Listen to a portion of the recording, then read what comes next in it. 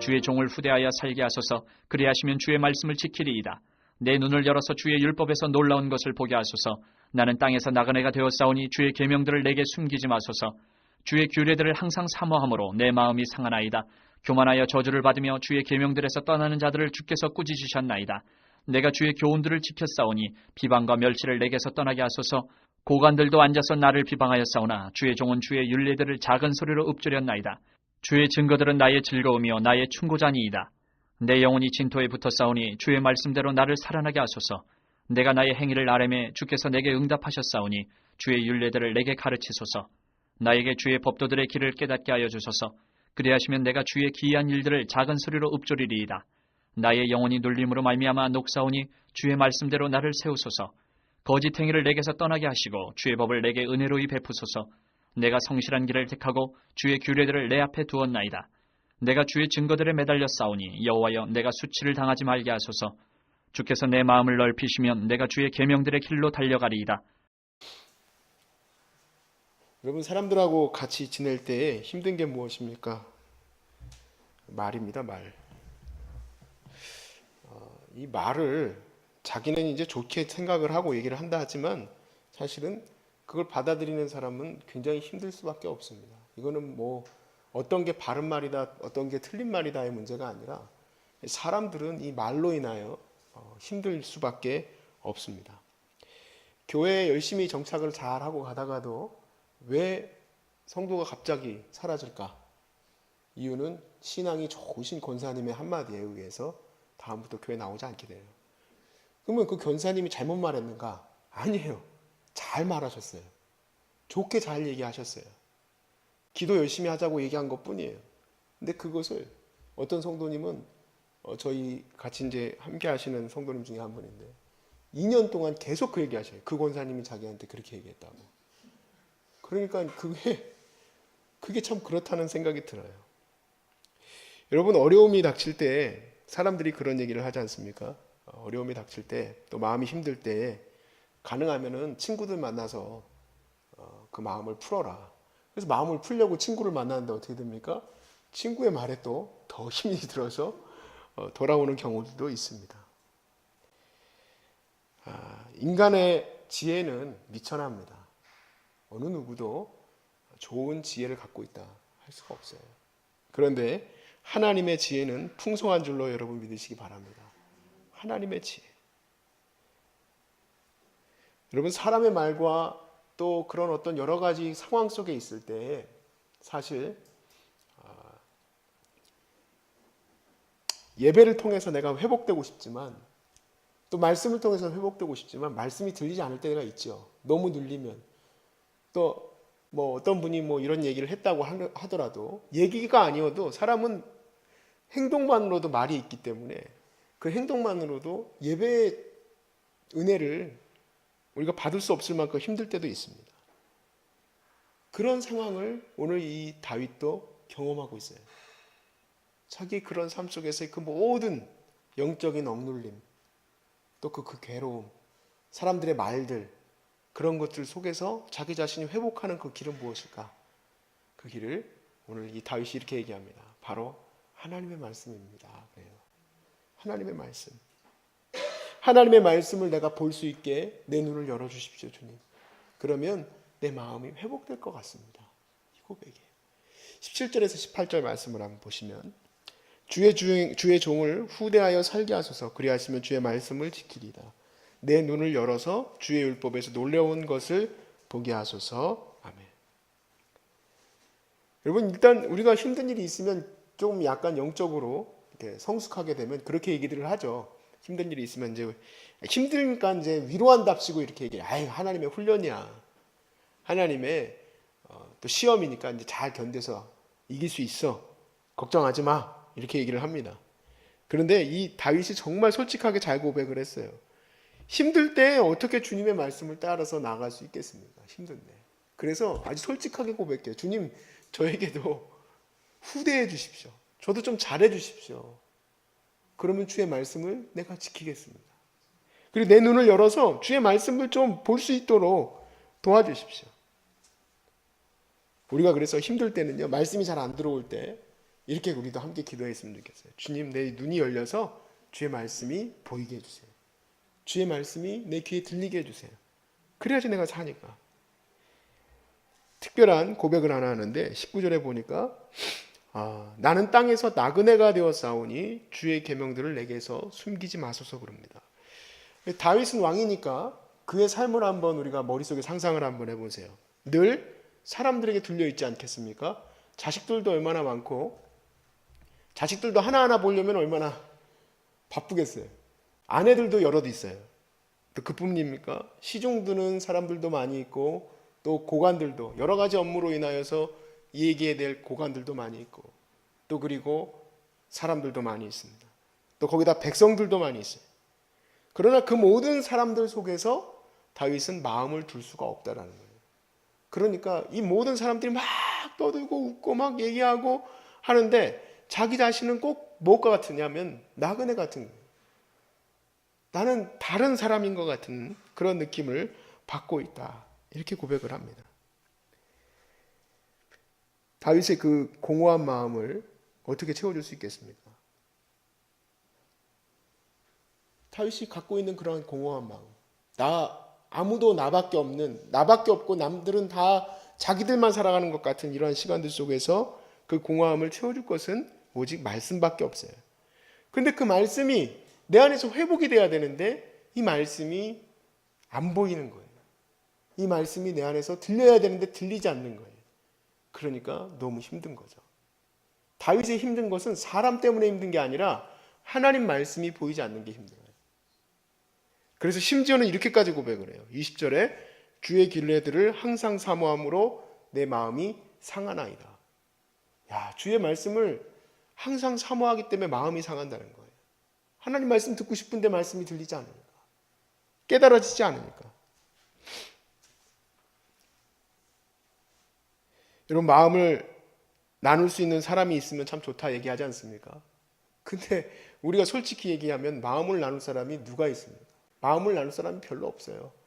심지어는 이제 마음을 나눌 사람을 위해서 결혼까지 했는데 결혼한 사람하고도 마음을 나눌 수가 없어요.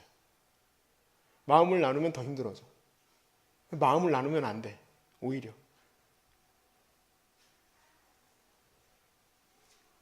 드디어 이제 마음을 괴롭게 했던 문제들을 21절에서 23절에 이제 고백합니다. 다윗의 마음을 힘들게 했던 게 뭘까? 교만하여 저주를 받으며 주의 계명들에서 떠나는 자들을 주께서 꾸짖으셨나이다. 내가 주의 교훈들을 지켜 싸우니 비방과 멸시가 바로 다윗이 힘들었던 부분이에요. 비방과 멸시를 내게서 떠나게 하옵소서. 고관들도 앉아서 나를 비방하여 싸우니 주의 종은 주의 율례들을 작은 소리로 읊조렸나이다. 교만한 자들이 어떤 자들입니까? 자기 자신은 교만하지 않기를 바란다는 마음에서 이렇게 교만하여 저주받은 자들은 하나님의 말씀에서 떠났다라고 얘기했지 않습니까? 그 이유는 사람들이 아니 왕이시여 이거 이렇게 처리해야 되는 것 아닙니까? 저건 저렇게 처리해야 되는 것 아닙니까? 그것도 처리하기 위해서 심지어는 바세바 그 왕후에게 또 측근이 가서 또 이 말을 또 심어서 침상에서 있을 때 또 그 말을 막 전하게 하고 또 이렇게 해가지고 또 저렇게 전하게 하고 그런 괴로운 말들이 계속 들어올 때에 그는 그 모든 것이 비방과 또 자기에 대한 험담과 그 모든 것들이 얼마나 잘 들리겠습니까?